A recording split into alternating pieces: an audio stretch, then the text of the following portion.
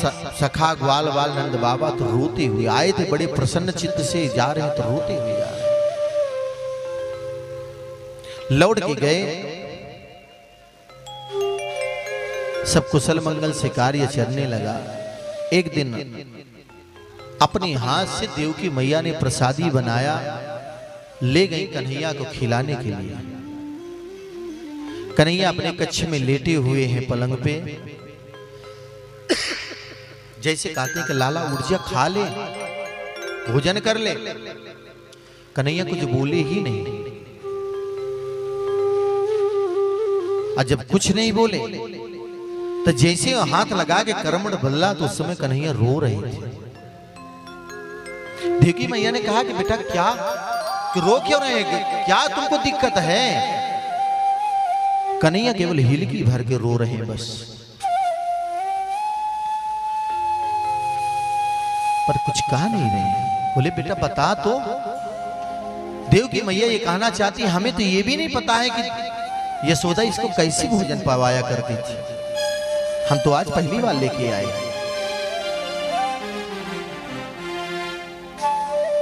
आज ये परमात्मा जब जिद करने लगे तो प्रभु कहते हैं कि मां हमें यशोदा मैया याद आ रही है। जब उस परम पिता परमेश्वर ने अपने मां के लिए तड़पा, तो क्या हमारे आपके पास मां नहीं है क्या?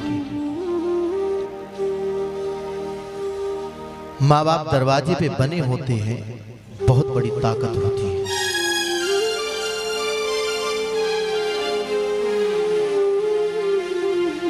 आज ऐसे ऐसे घर मिलते हैं कि माँ बाप का इतना बड़ा अपमान होता है। जीते जी निवाला नहीं दे पाते हैं, मरने के बाद पूरी शरीर में घी लगा देते हैं। पितृपक्ष आएगा तो कौवा को बुला बुला के खाते हैं, बोलते हैं कौवा के माध्यम से जी पिताजी पा जाएंगे।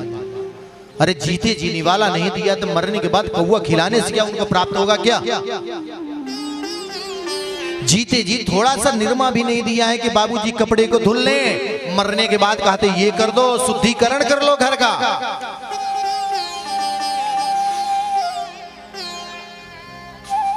देश के माँ बाप नहीं होंगे, उसके दर्द से पूछो माँ बाप होती क्या है? अच्छी हो बुरी हो, है तो अपने।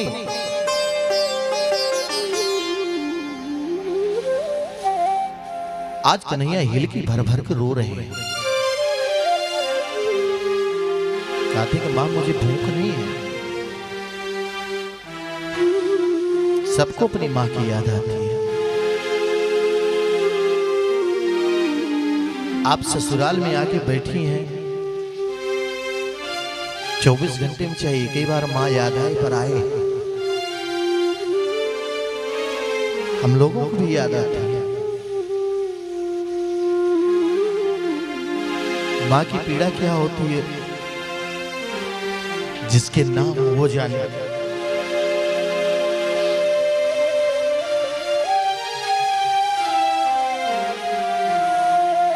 माँ बाप ही ना होते तो क्या इतना बड़ा प्लेटफॉर्म जानते हैं? क्यों ऐसा व्यवहार करते हैं माँ बाप के साथ?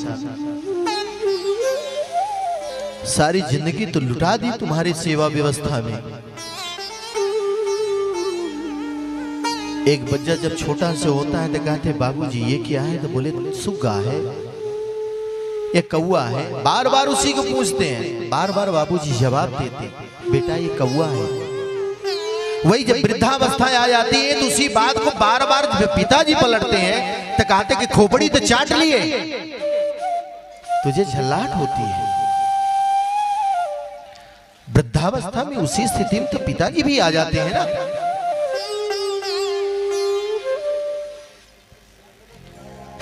सबको अपनी मां याद आती है, हमें भी याद आती है। कई कई महीने हो जाते हैं मुलाकात नहीं होती, लेकिन ये भी कामना होती कभी जाकर के उनके चरणों में बैठ करके थोड़ी देर तो बैठ जाओ। कभी कभी इतनी मजबूरियां हो जाती कि चाह के भी नहीं पहुंच पाता।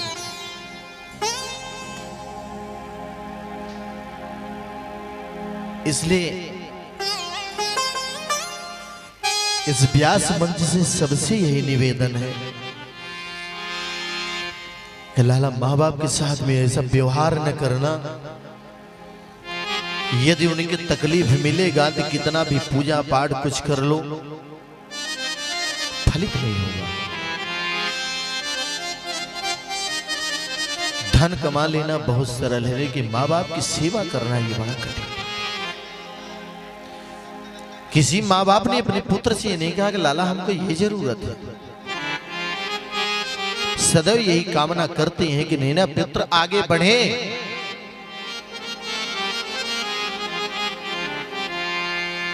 बाकी तो सब मैया कहीं से लौट के आओगे तो मैया आपका जेब नहीं देखती है, पेट पहले देखती है। लाला कुछ खाया है कि नहीं खाया है, कितना भी मोटा ताजा क्यों न हो, लेकिन हाथ पकड़ के यही कहे कि लाला बड़ा दुबला हो गया रे।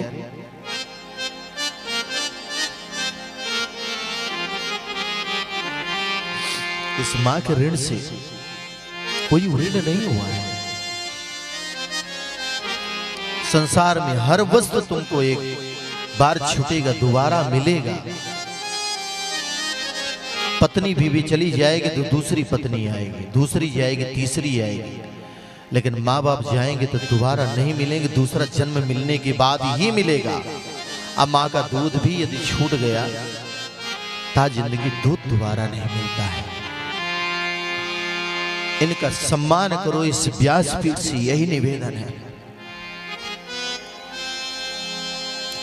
जिस प्रकार से हम आप तड़पते हैं कि मेरी मां कुशल मंगल रहे, उसी प्रकार से बहुओं को भी सोचना चाहिए कि मेरे सास ससुर भी सुखी रहे। एक माँ बाप छोड़ के आए हैं तो एक तुमको मिले हैं, इनके ऋण से कभी ऋण नहीं हो सकते हो। अगर उनके ऊपर अत्याचार कर रहे हो, केवल अपने पति का ही ध्यान दे, जो तुम्हारा धर्म है। आज पति भी मिला है तो किसके बदौलत मिला है? माँ बाप की ही बदौलत मिला है। हंसी खुशी राजी राजी रहो तो सास ससुर हाथ पे लेके रखेंगे।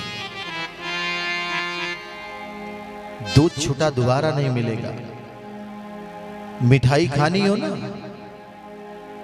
मार्केट में खूब दुकान खुली है, मुकेश भैया की कई दुकानें हैं, ले आओ। 2-4 रुपया 100 रुपया किलो से शुरू होगा, ना जाने कितने हजार तक की मिठाई होगी, पर वो स्वाद नहीं आएगा जो माँ के दूध में स्वाद है।